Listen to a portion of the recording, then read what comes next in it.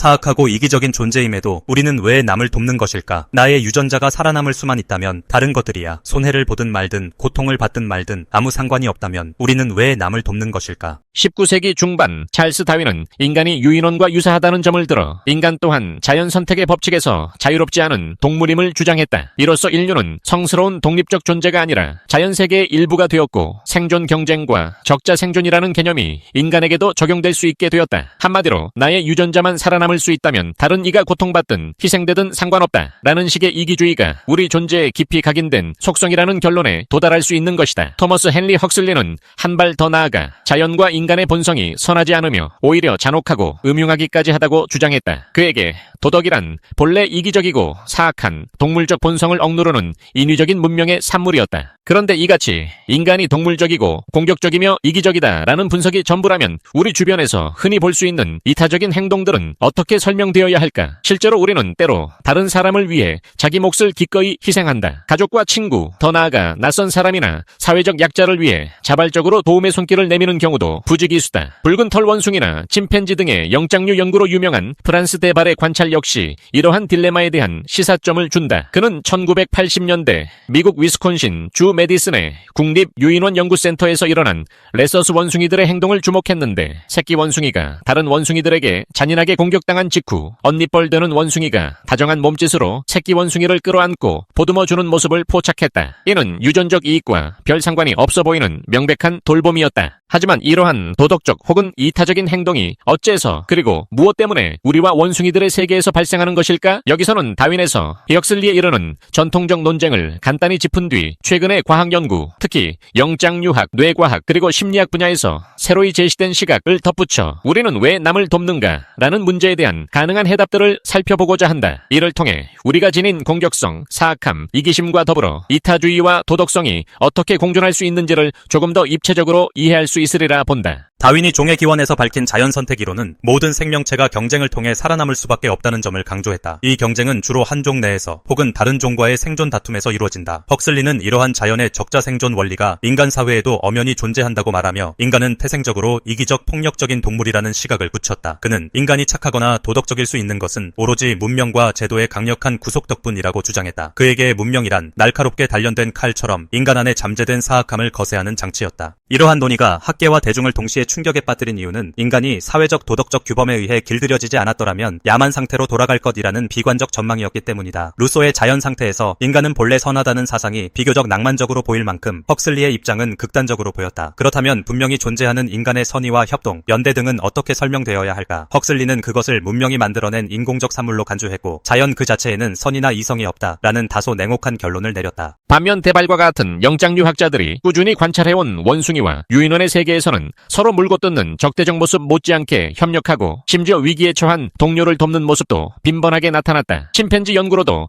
유명한 데발은 오랜 연구를 통해 공감과 상호적인 이타주의가 어떻게 집단 내에서 형성되고 작동하는지를 제시했다. 레서스 원숭이의 새끼 원숭이를 보듬는 언니, 원숭이의 행동은 인간 사회에서 흔히 말하는 동정심이나 배려와 매우 흡사하다. 이런 감정적 호혜는 침팬지, 고릴라, 보노보 등 다양한 유인원 종에서도 관찰된다. 2020년대 들어서는 거울 뉴런 계통의 뇌과학 연구가 발전하면서 다른 개체의 고통을 마치 자기 일처럼 느끼는 신경학적 기제가 여러 포유류, 특히 영장류에게 보편적으로 존재한다는 사실이 제법 확실시되고 있다. 인간에게서 더 발달한 형태를 보이지만 그 기원은 유인원 수준에서 이미 발견된다는 점이 흥미롭다. 한 유인원이 동료를 돕는 행동은 대개 바로 그 자리에서의 이익 보상과는 무관할 수 있다. 그러나 나중에 자신이 공영에 처했을 때 과거의 도움을 기억한 동료에게서 재차 도움을 받게 된다면 이는 결국 상호 이익을 창출한다. 진화생물학자 로버트 트리버스가 강조한 상호적 이타주의 개념은 내가 과거에 너를 도왔으니 언젠가 너도 나를 돕게 될 것이라는 기대가 작동하는 메커니즘을 말한다. 이 이론은 원숭이 사회뿐 아니라 인간 사회에서도 널리 통용된다. 오늘날에는 헉슬리나 초기 다윈의 분위기와 달리 인간이 선천적으로 어느 정도의 친사회적 경향을 가지고 있다는 연구가 여러 분야에서 보고되고 있다. 예컨대 미국 예일대학교 영유아 발달 연구팀은 몇 개월 된 영가조차도 도움을 주는 인형과 방해하는 인형 중 도움을 주는 인형을 더 선호한다는 사실을 실험으로 확인했다. 물론 이런 결과를 두고 인간이 본래부터 착하다고 일반화하기에는 조심스러운 부분이 많지만 적어도 이타적 행동의 기초가 매우 어린 시절부터 발현된다는 점만큼은 놓치기 어렵다. 이와 더불어 보노보 연구로 잘 알려진 콩고 연구팀이나 영장류학자들의 최근 관찰에 따르면 보노보는 성행위를 갈등 해소 수단으로 광범위하게 사용하는 동시에 동시에 약한 개체를 돌보는 모습도 발견된다. 개체 간의 배려와 협력은 그 집단이 생존하는 데 상당한 이점을 부여하고 이는 진화 과정에서 자연스럽게 선택된 것일 수 있다는 가설이 힘을 얻고 있다. 사라 블래퍼 허디의 협동적 육아 이론 역시 인간 아기들이 여러 성인과 구성원으로부터 돌봄을 받도록 진화해 왔음을 주장하며 이러한 환경이 인간의 공감 능력과 친사회적 성향을 촉진했다고 설명한다. 이렇듯 영장류 연구와 발달 심리학, 진화 생물학을 넘나드는 다양한 최신 연구들은 우리 내면에 자리한 공격성과 이타성이 서로 맞물려 있다는 점을 시사한다. 특정 상황에서는 이기적 공격적 행동이, 다른 상황에서는 동정심, 배려, 협동심이 발휘되는 시기다. 이는 우리가 선과 악을 양자택일하듯 구분하기보다는 둘 다 인간과 동물의 본성 안에 잠재되어 있고 환경과 조건, 관계망 등에 따라 달리 표출되는 것으로 보는 편이 옳다는 결론에 이르게 한다. 프란스 데발은 침팬지와 보노보는 어떨 때는 대단히 잔인하고 폭력적이지만 또 어떨 때는 무척 협력적이고 심지어 희생적일 정도로 동료를 위한다 라고 지적한다. 인간 역시 이와 크게 다르지 않다. 다만 우리는 강력한 문화 언어 교육 시스템을 통해 이러한 본성을 더욱 체계적으로 제어하거나 혹은 장려할 수 있는 지점까지 나아가게 되었다. 이것이 바로 도덕적 행동이 인간 사회의 중심 가치로 자리 잡은 중요한 이유일 것이다. 도덕이 과연 하늘에서 뚝 떨어진 것일까? 아니면 인간의 이기적 본성에 반하는 어떤 개념일까? 현대 진화 윤리학의 관점에서 보면 도덕성은 상호 이존적인 생활 환경이 만들어낸 필연적 결과일 가능성이 높다. 예컨대 혼자서는 쉽게 생존이 어려운 상황에서는 협력과 호혜가 높은 가치를 지닌다. 집단 내부에서 이타적인 행동을 하는 개체가 늘어나면 그 집단의 전체 생존율 역시 올라가는 경향이 있다는 사실이 여러 모델링과 관찰을 통해 드러났다. 마틴 노악 같은 수리생물학자는 협력이야말로 생명 진화의 핵심 전략 중 하나라고 주장한다. 이처럼 협력이 강화되면 상호적 억제 기제 역시 발달한다. 그 결과 규범, 관습, 도덕률 등은 사회 전체가 원활히 돌아가도록 보장해주는 집단 지능의 산물이 된다. 프란스 데발이 말하는 황금률, 남에게 대접받고 싶은 대로 남을 대접하라 은 이미 원숭이 사회에서도 어느 정도 통용되는 듯하다. 하지만 인간의 경우에는 그것이 좀 더 정교한 제도와 문화의 힘으로 구조화되었다고 볼 수 있다. 그래서 우리가 일상에서 이타적인 행동을 보일 때 이는 근본적으로는 유전자적 이기심과 사회적 규범의 결합체가 발휘되는 것이며 그 이면에는 서로 돕는 것이 더 이득이다라는 아주 오래된 전략이 깔려있는 것이다. 결론으로 우리는 왜 남을 돕는가? 이 질문에 대해 다윈이나 헉슬리 시절에 제기됐던 단선적 해법, 우리는 동물이니 결국 다 이기적이다, 혹은